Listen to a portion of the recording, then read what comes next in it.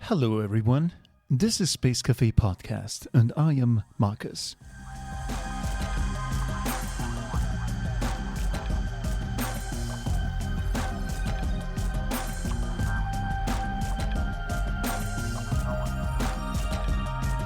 For this episode we decided to open unexpected doors, because we're an unexpected show, right? Seriously. For this one, we invited the chief futurist and head of the Future Hub at SAP, the largest business software company in history. Hey, can you hear me? So, why would we do that, you may ask? We're a space place, right? Yeah, but we're also a place about the future, because space may just be our future. So we figured, why not invite someone who designs futures by profession? Radical, new ways of thinking, as paradigm shifts don't always come out of nowhere, unexpectedly. Sometimes they are designed with rigorous method and strategy. Well, why not take a look into that world and perhaps pick up one or two ideas for our own little big space projects? Martin Wezowski is as unusual as you can get in the business world. 1, 2, 1, 2, 1, 2. I don't know how that quality sounds to you. What a fluffy little delay we have on the visuals. It feels very trippy. I'm just checking where it's... As we will learn in a minute, it's all about being different. I should say that I'm using the compressor voice box kind of de-esser and, all in one. If you want to make a difference, perhaps be different. Let's go. This is going to be fun.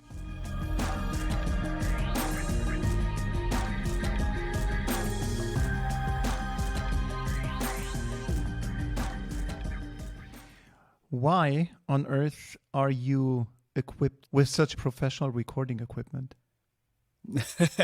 It's actually quite simple. I have a background in music. I started to play punk rock when I was 14.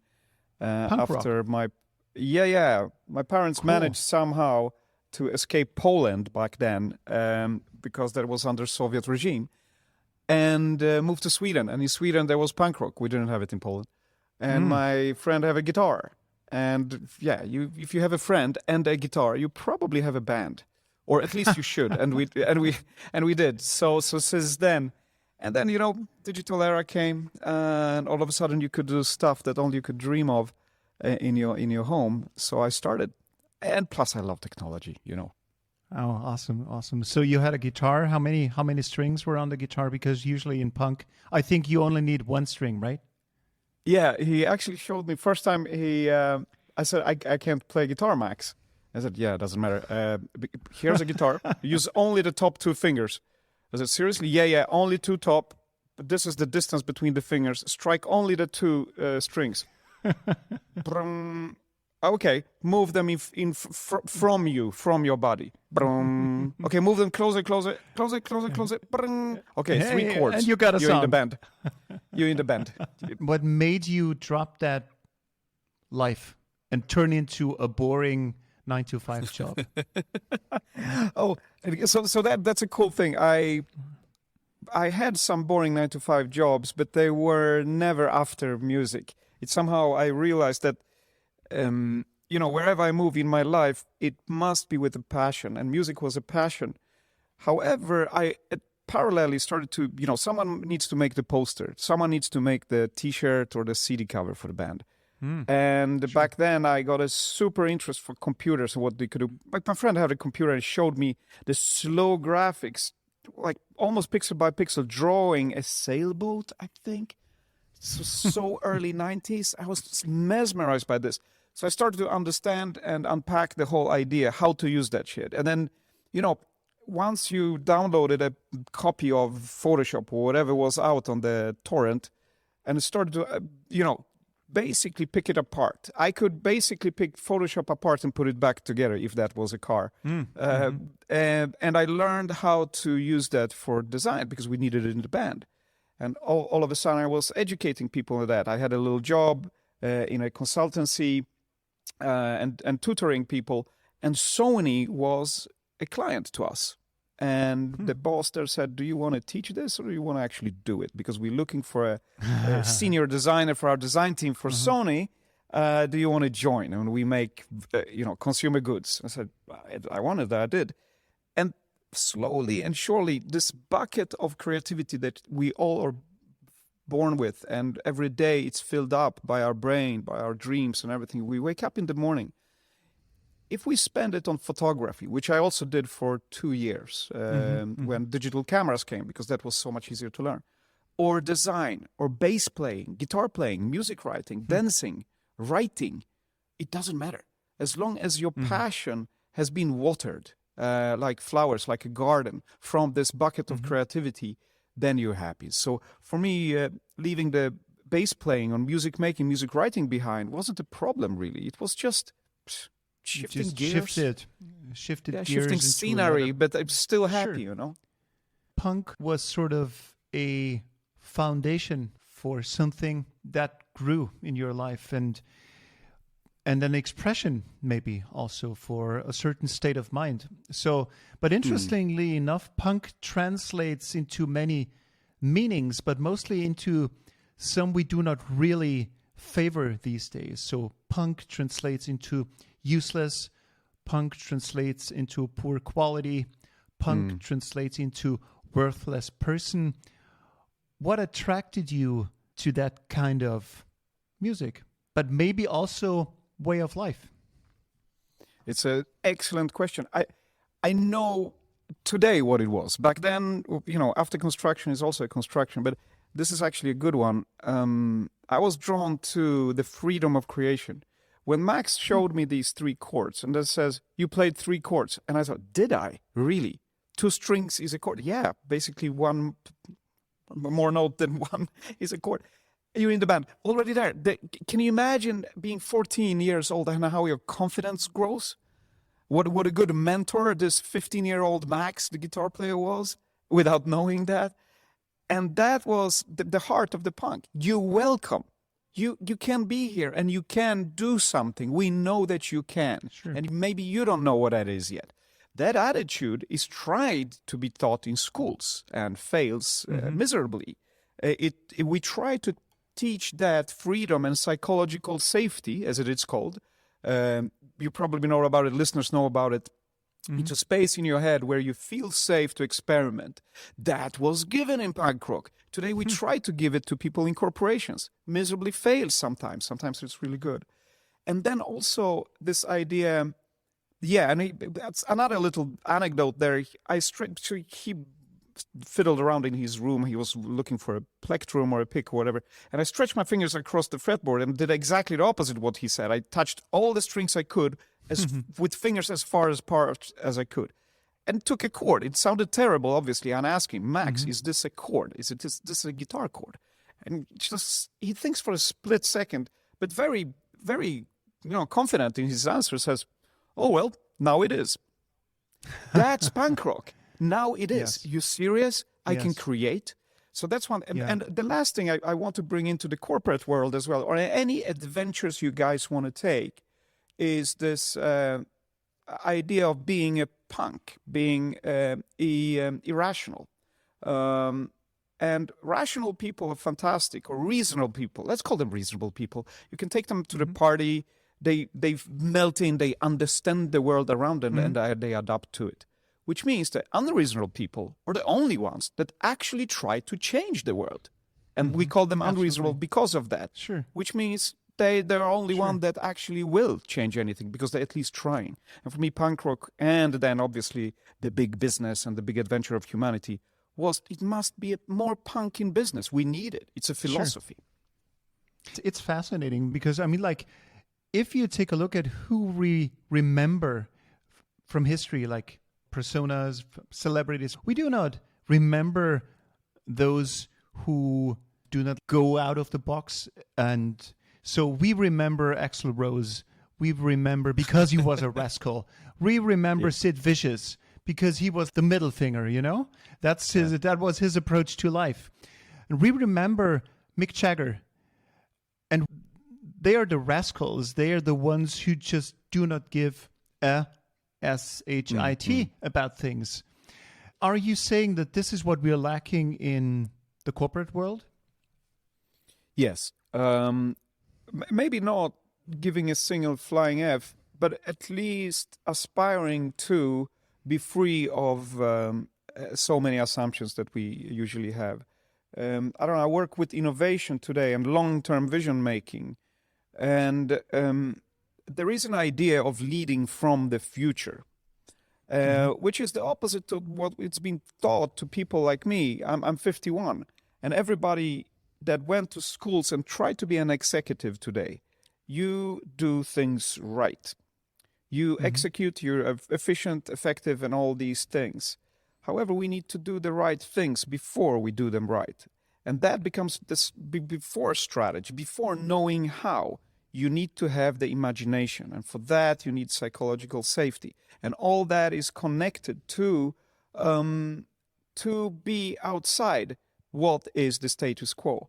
I love the saying, nothing new have been seen by looking harder in the same direction. Which means if you want to see something new, if you want to innovate, you need to look in different directions. And that might be, at the point in time, unreasonable. And that's so important. So punk rock and unreasonability, or any Dada movement in art, if you wish, or any startup that goes out there, no, screw this, we will do the same thing very differently. Or we will do it in the same way, but a very different thing. Cool, that's unreasonable. And that's the change makers. Change is about seeing what is not possible or unreasonable or doesn't fit in the status quo. It's the friction, it's the creative friction between where we are and our imagination. And it's very important for good business. Martin, this is super exciting. I'm so glad to have you on the show. Now, if our listeners are asking themselves, hey, this is a Space Cafe podcast, we should be talking about space, I'd like to do a little bit of an experiment towards the end of the show. And that experiment, if you're up to it in the first place, you're an absolute global expert when it comes to thinking and designing futures, designing desirable futures. You're with SAP. We'll talk about that in a second. Now, I would like to challenge you to maybe take a look at the new space industry and try to find out in how far the new space industry can benefit from strategic thinking. Because, there's a bunch of challenges in the new space industry these days. So maybe we can pick one and go through your strategies as a little exercise, if you're up to it. Totally. I'm up for any kind of play. Cool. Nice.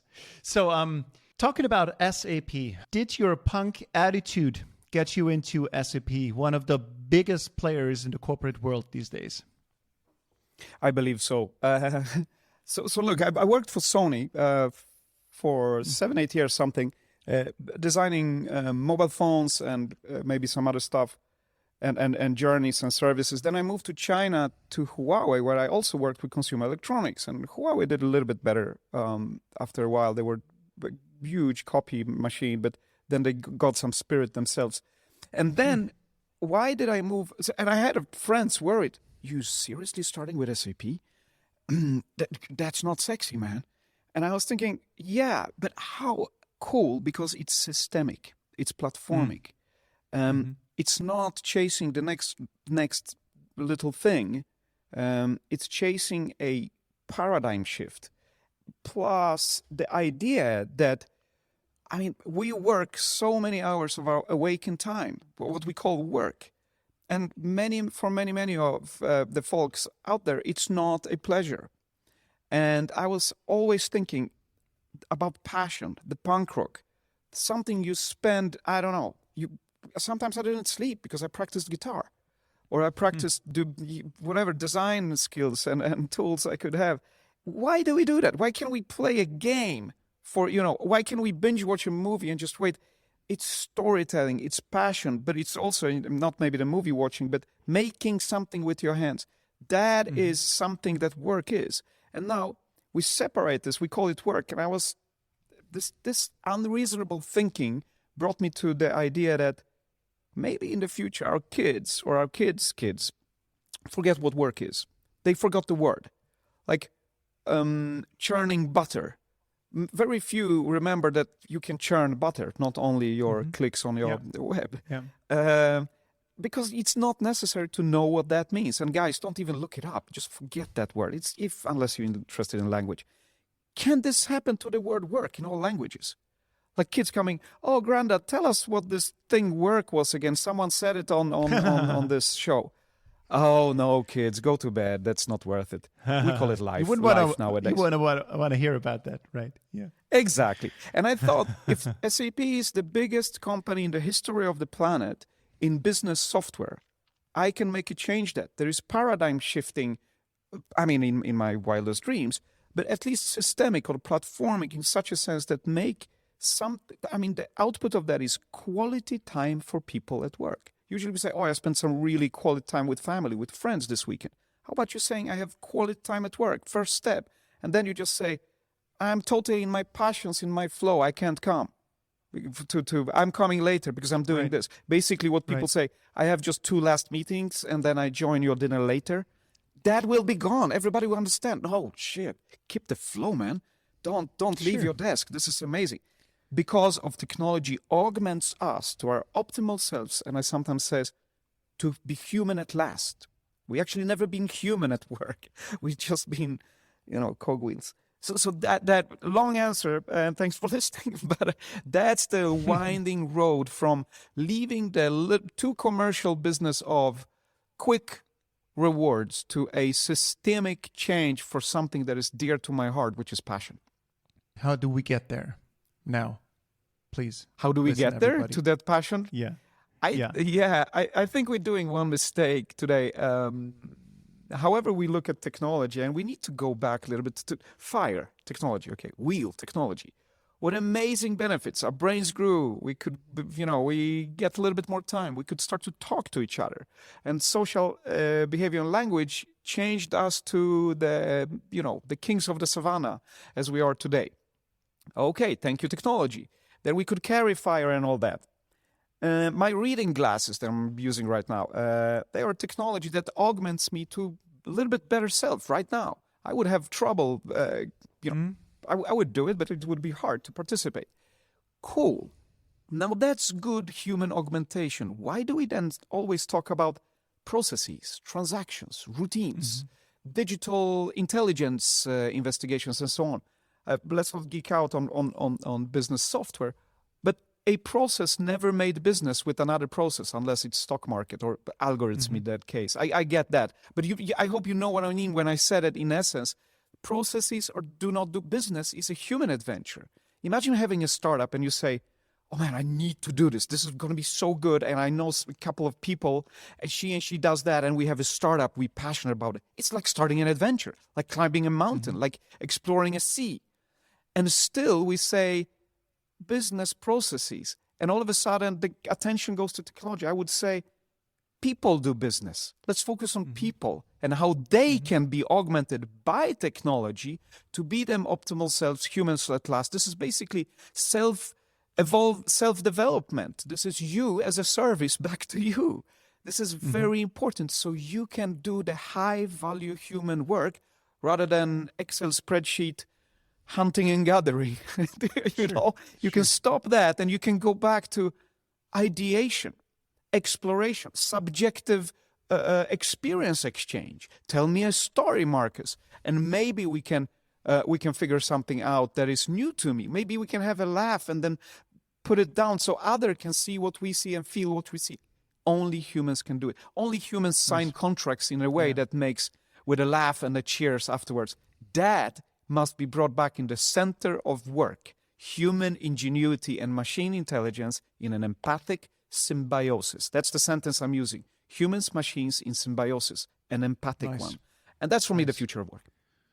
Before we get into the strategies you're known for and you're being paid for by your employer, let's talk about your everyday work. So what is it that drives you every day? What is it that you do day by day? Okay. So yes, our team is called Future Hub, which a little bit is in the name. We are a hub where we design futures or hope futures to come together and derive at good ones. we do observe the world a lot. Today we talked, for example, a lot about the 15, 20, 30-year-old virtual reality ideas that today are called metaverse, for example. Okay, cool. What do we know as geeks, because we are geeks? What's happening out there? There is no so objective observation. I call it the future fabric. And we collect these items and understand them. I call that knowing them. Knowing what's next for SAP in the future work, if you wish. Understand, having your... And then we build narratives. We seriously sit down with pen and paper, maybe not, but we type down narratives about these futures. Connecting the dots, like, I don't know, pick one. Metaverse, the rise of Asia and Africa with 3 billion new connected minds, all of them around 20.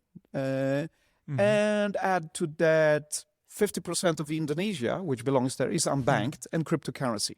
Okay, just throw anything in the mix. What do you get? What narratives comes out? We seriously do this. Wait a second. So banking, value exchange. What does it mean to teach someone a language? How many dollars is that, or how many euros, or how can you exchange that in token? I cook for your kids because you coming home and you teach me a language. Is that fun? See what I'm saying? Okay, then we have, so from objective foresight, we start to build narratives and take decisions.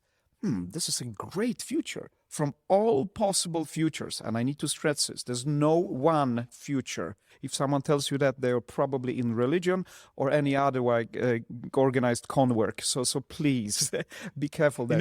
You know what? That immediately brings that picture, that graph of the bifurcation diagram into my mind. You know that one where like one line branches into two and it branches into four and it branches exponentially. So this is how I imagine the possible futures you're talking about.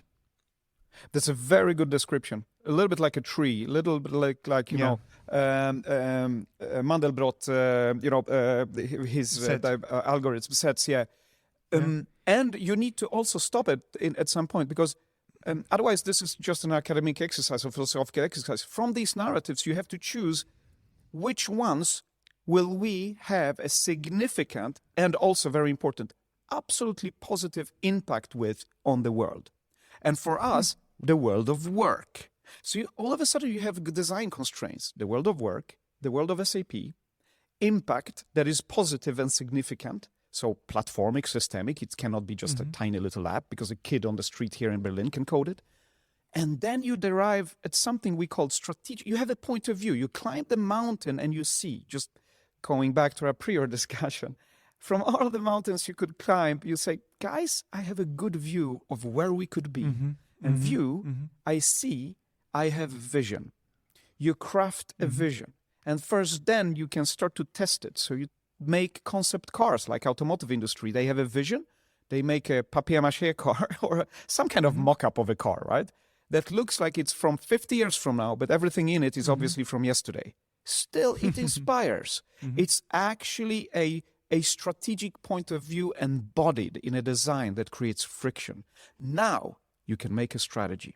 Unfortunately, most of the executives, I mean, we talked about it for the last 5-6 minutes now, okay, or something like that. I don't know. And we don't even started to unpack the whole journey from future fabric to narratives to point of view. Your purpose, by the way, is a parameter. Why did you choose this rather than this strategy? Well, because I am that person, that company. That's our purpose. This is our, some people would call it soul. I wouldn't, but you know, that's who we are, our essence. Touching first, then you have a strategy. However, executives walk into a room, they start with a strategy. What a loss for this planet, or any adventure you want to start if you start talking about how to do stuff instead of talking about what we should do. So that's important. This is, I need to bring up this Schopenhauer quote, which I love. He said, talent hits the targets no one can hit, which means you win from everybody that tries. You win on the market, if you translate to business. But he also said, genius hits the targets no one can see. And so I ask you, what can you see? What's your vision? What's your imagination? How can you be unreasonably useful for us in the most positive and lovable way? And you know what I like about this approach? It's very democratic. and it breaks down hierarchies. So there is no difference between the janitor or the CEO or the secretary or whoever you have in your company, because it's like each and everyone has their own visions, and each and everyone is representative for a specific question I'm throwing into the room. So maybe also like a traditional low-level person in a company may also have an interesting take on the question where the company should be at in 10 years, 20 years. So I find that approach that you're sketching out here super inspiring, if I understand you correct.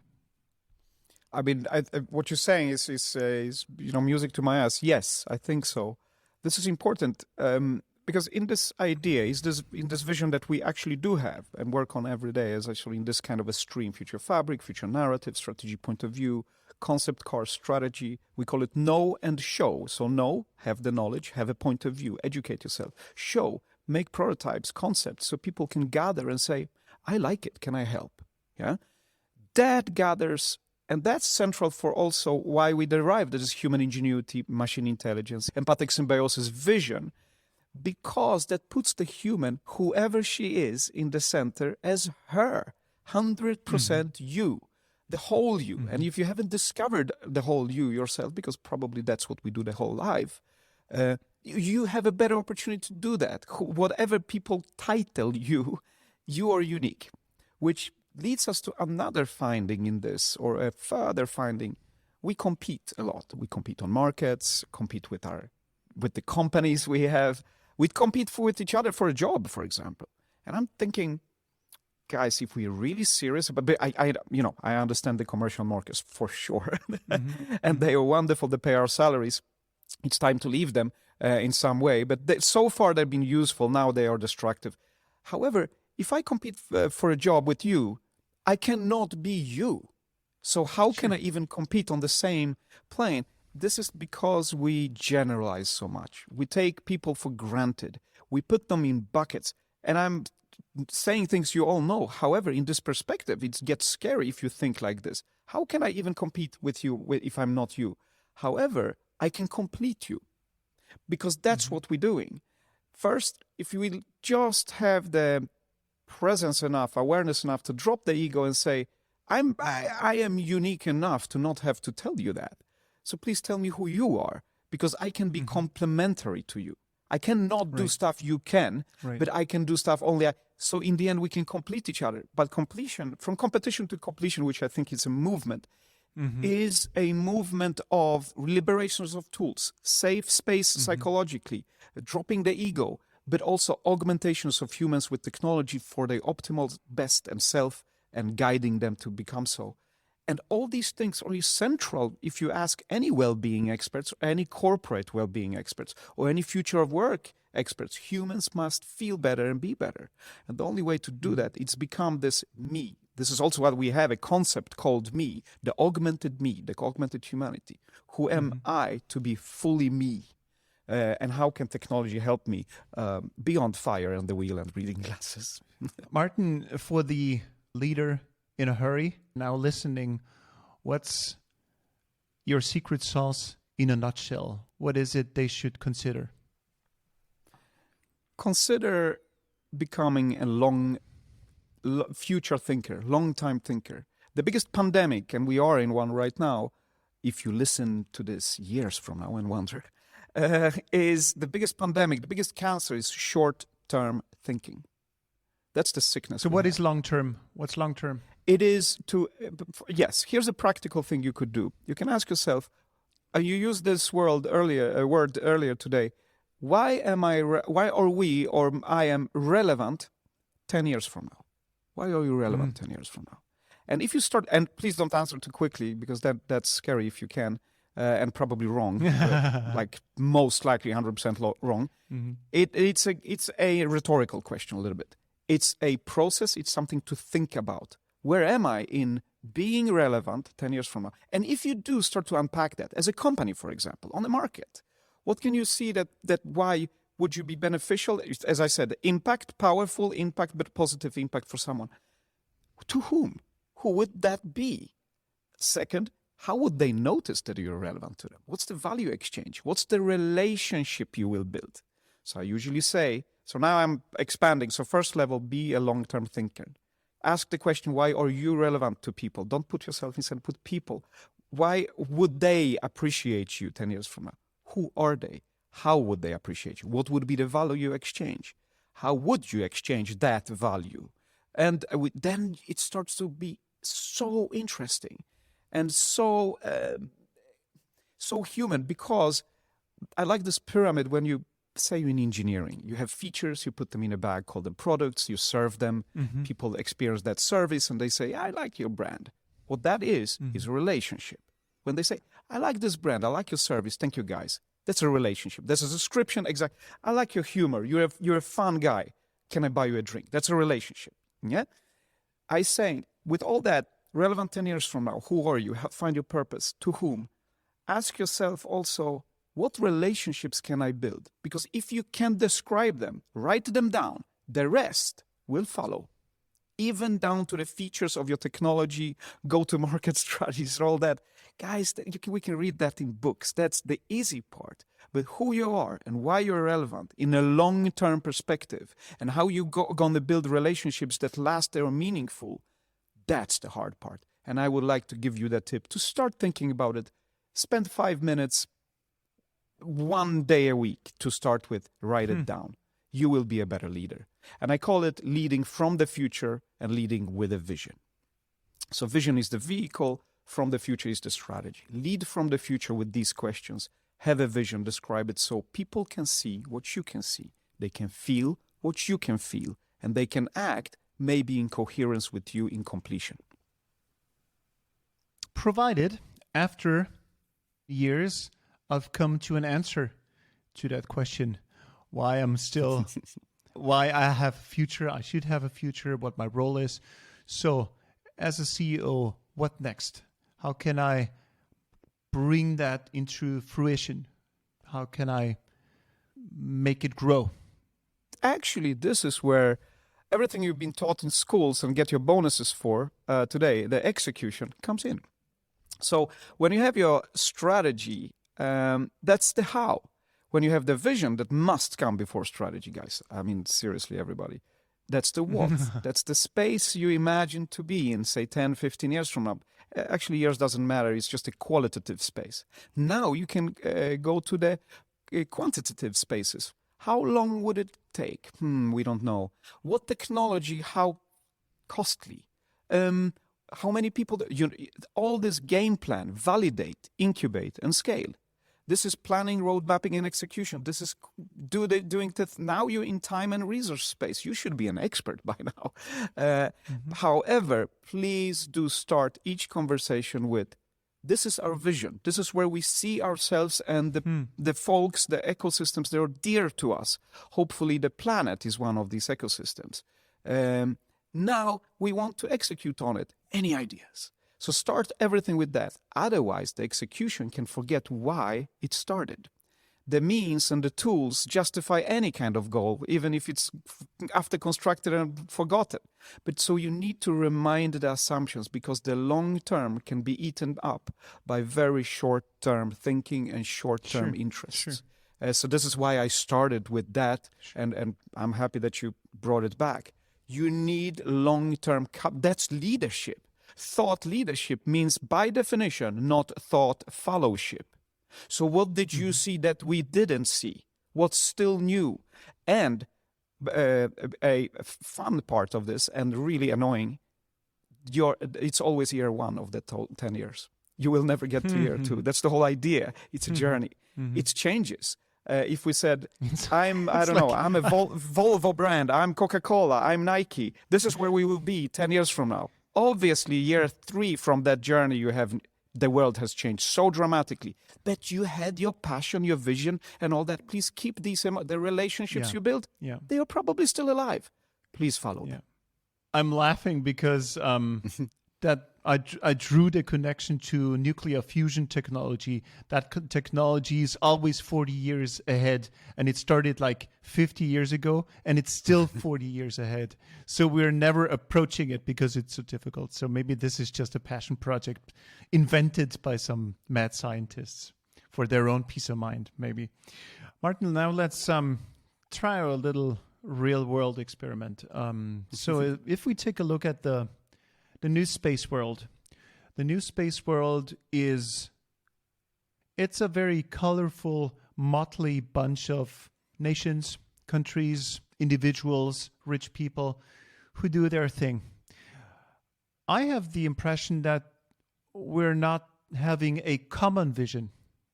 And I feel like the new space industry has the potential to give humanity the long necessary restart to leap to a next level in environmental thinking, how to deal with what the Earth has to offer. It's a limited place, as we see every day. And in my opinion, new space is giving us that opportunity for a restart globally, for a shift of mindset. The question is, how do we get there? How do we form a unified voice? Not only Elon Musk, not only the Chinese, not only some missions by the Europeans, but a common something. Do you have any strategies from your world, from your expertise, as to how to approach something like this? Or is that too big? I don't know.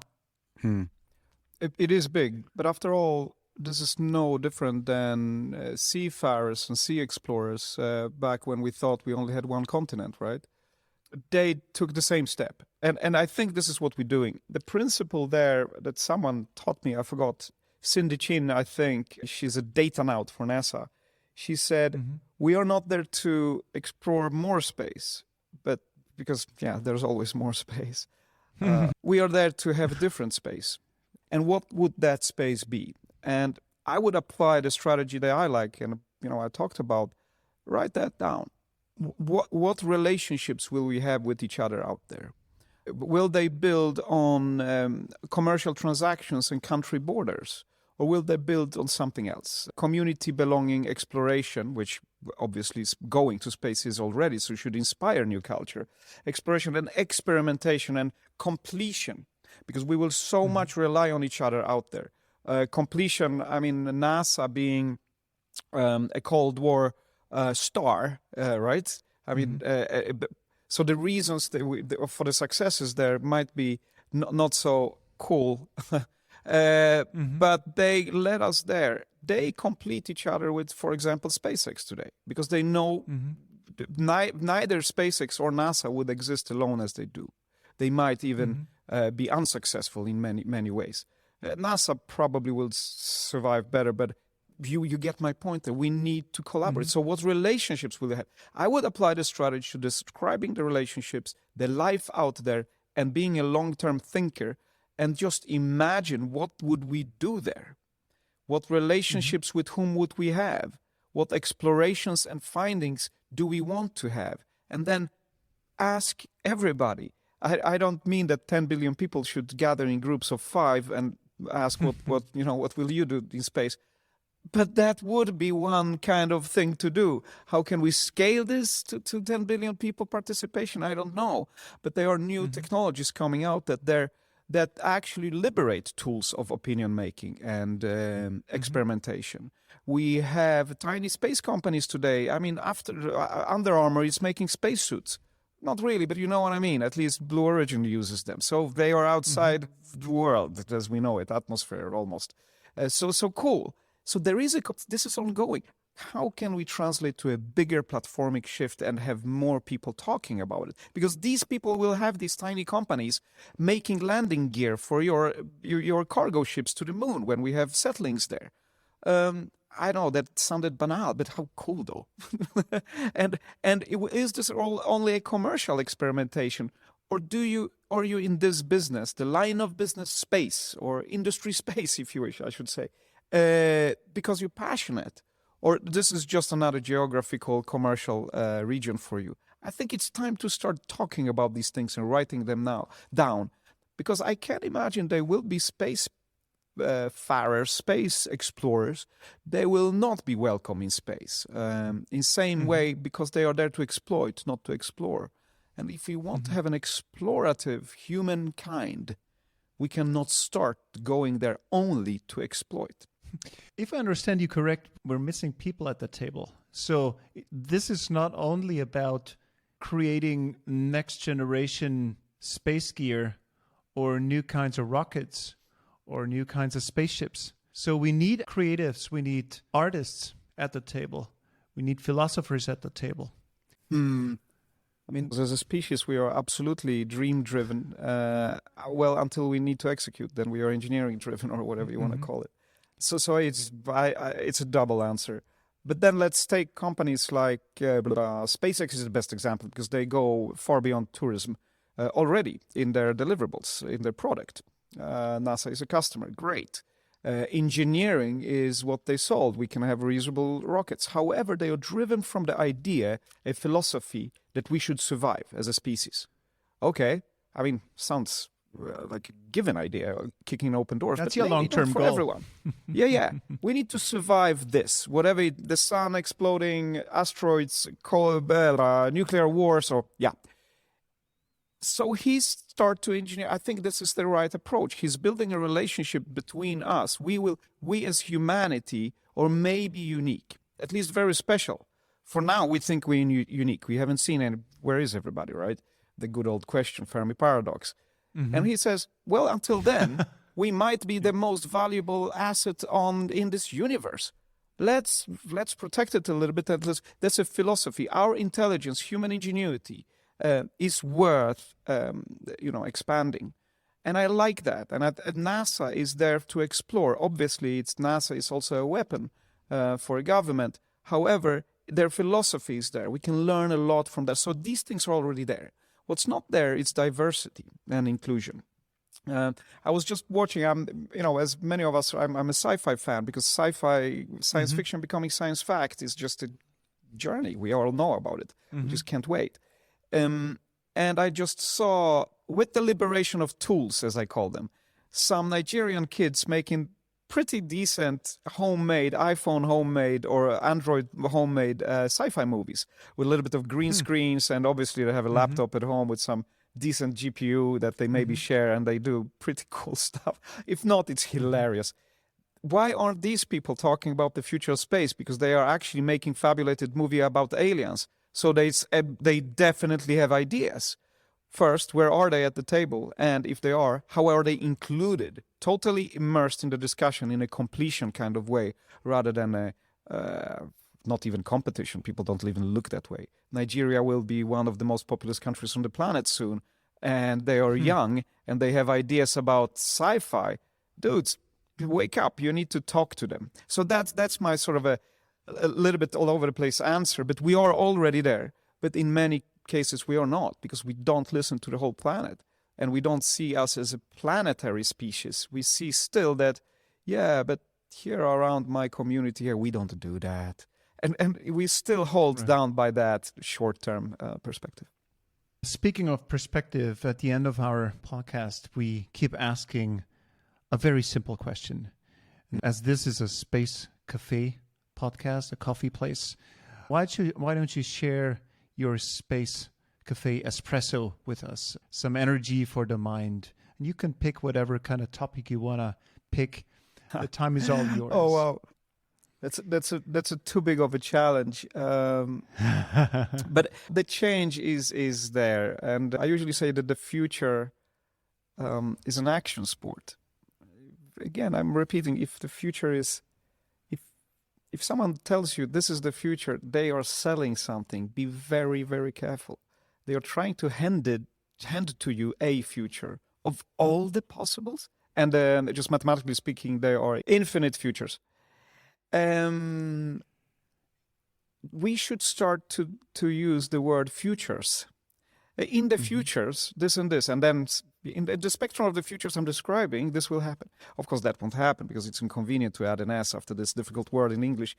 but it should, because you are a futurist. Everything you do from now on, from this very second on the D there, will happen in the future. What will it be? How are you a designer of your own future? Because you already live in the history of that future. How will you tell that history? What relationships, what relevances will you have there? So there's one thing that I would like to leave you with, that energizing, oh shit, I'm in charge of I'm a futurist. I'm a designer of the futures. I have the accountability, and the tools are getting cheaper, and the communities are growing. I can create futures, also in space. And I think that's a nice thought, to have this empowerment and this inspiration. I can do this. Wonderful. Thank you so much, Martin Wezowski, for taking the time and your massive amounts of inspiration for this one. Thank you so much. Wonderful is the word. It's one of my favorite words. Wonderful. Thank you very much. Let's start writing things down now and then, shall we? I've been doing it for a while and it works wonders, especially when it comes to problem solving. Set yourself a timer and keep writing. No thinking aloud, just write like on a racetrack, never stop. It doesn't really matter if your writing makes any sense at all, but you'll see, just like out of nowhere, magic can happen. Thank you so much for listening and spreading the word about our little show. It's almost episode 50 already, and we just got started, it seems. Thank you so much for being around. On and upward we go. Become a space watcher, and take care.